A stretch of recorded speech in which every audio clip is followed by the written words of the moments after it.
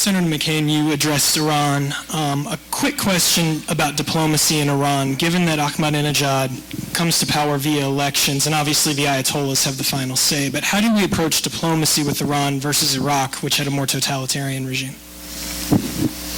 I think in the Iranian case, as is well known, there was a period of time some years ago where basically what the people who really run Iran disqualified candidates who were anything that showed moderation or resistance to the kind of regime that they have. In the case of Iraq, it's a flawed but functioning democracy. And I think that they are moving down the path in Iraq towards a very laws and sausages kind of government. By the way, they passed a budget. We haven't been able to do that in Washington yet. But in the Iranian situation, the Iranian people have to be freed from the grip of these radicalist extremists that basically control their country.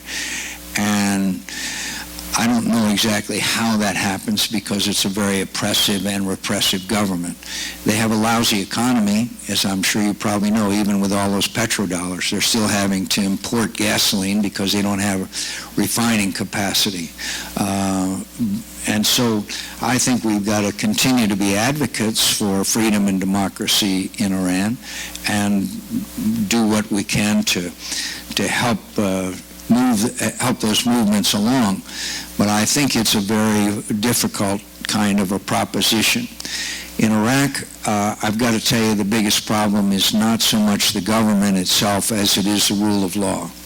The rule of law, we can have elections every other day, but the rule of law is the hardest thing to instill. The people who are the number one targets of the extremists today are judges. And so that is going to be the hardest and longest task that we have. I'm happy the Sunni are coming back into the Maliki government. I think that if they have these elections, which they probably will before in October as it's presently planned, and they start picking up a lot more of the share of the expenses for the war, that I think that Americans will generally be more satisfied with what's happening. But the key to all of this, as far as Iraq is concerned, is American casualties, not American presence. We've got to get Americans out of harm's way. And that can only be done with an Iraqi military and police that are functioning effectively. Obviously, they have a ways to go, but there is some progress in that direction, and this latest spike up in American casualties saddens all of us.